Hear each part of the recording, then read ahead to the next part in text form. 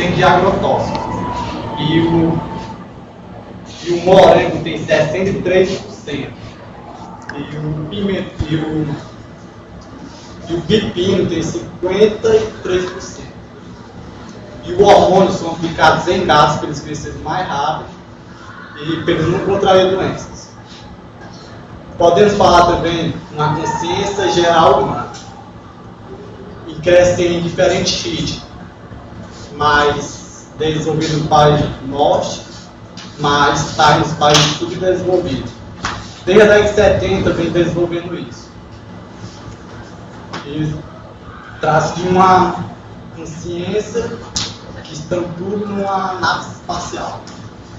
Vou falar um pouquinho sobre o que eu esqueci sobre poluição fluviais oceânicas.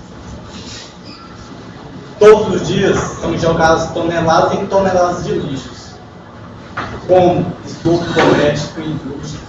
Um deles, como o professor falou, é óleo e também plástico, e os peixes, que nós somos formando dos peixes, entre outros. E também